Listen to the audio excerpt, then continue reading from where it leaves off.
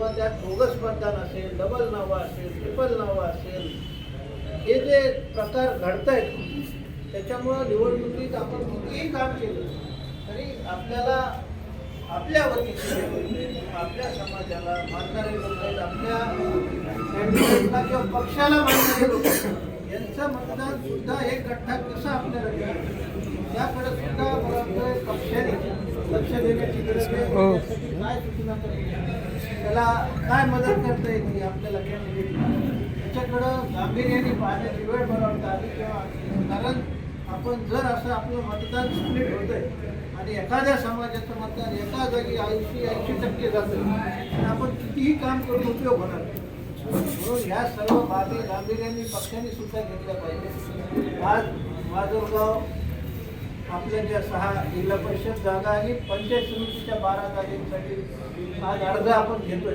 पुढे आदरणीय पंकजाताई येतील तेव्हा त्यांच्या मुलाखतीतून तिकीट वाटप होईल. तर मला आपल्याला एवढंच सांगायचं ज्याला कुणाला तिकीट भेटेल त्याचं आपण सर्वांनी मिळून काम केलं की पक्षाची ताकद पुढे वाढेल आणि काही ना काही वेगळं आपल्याला कुठं पक्षाचं पद असेल इतर कामं असतील आपल्या कार्यकर्त्याला स्ट्रॉंग होण्यासाठी सुद्धा एक बेस लागतो.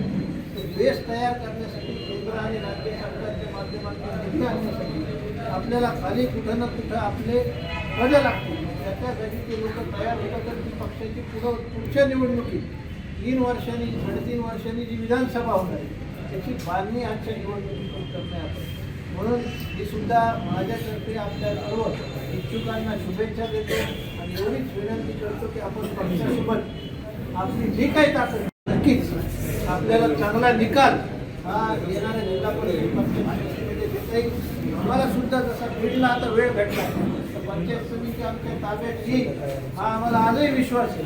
कारण का तिथं अशी काही समीकरणं नाही आहे ग्रामीण शहरात असतात चांगल्यातले चांगल्या मतांनी सदस्यता आम्ही पंचायत समिती आणून ही पक्षाचं जे चिन्ह आहे त्यांना लोकांपर्यंत पोहोचून आणि त्यातून चांगला रिझल्ट काढू.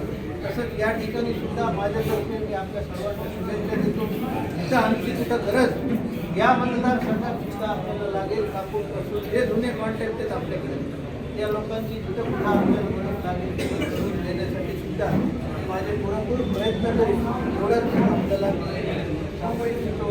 आणि सर्व आयोजक मला या ठिकाणी आपण बोलूनच सहकार्य केलं 2 शब्द बोलण्याची संधी दिली त्याबद्दल आपल्या सर्वांचे आभार व्यक्त करतो.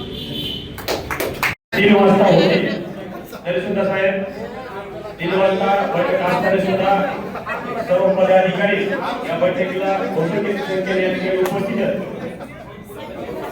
अतिशय तळमळीनं भारतीय जनता पार्टीचा हा कार्यकर्ता या ठिकाणी या माजलगाव तालुक्यामध्ये अतिशय तळमळीनं काम करतो. पक्षाला विजयापर्यंत देण्याशिवाय राहणार नाही आत्मविश्वास या ठिकाणी बैठकीतून देण्यासाठी हा कार्यकर्ता या ठिकाणी आलेला आहे.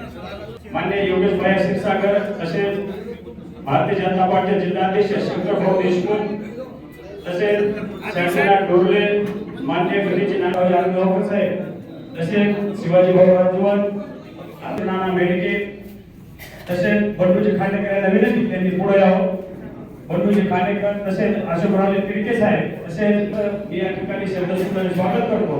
आणि प्रथमतः माझलगाव भारतीय मी किती आडगाव मंडळाच्या तालुका किती आडगाव मंडळाच्या अध्यक्षा रुपालीताई कचरे पातूर मंडळाच्या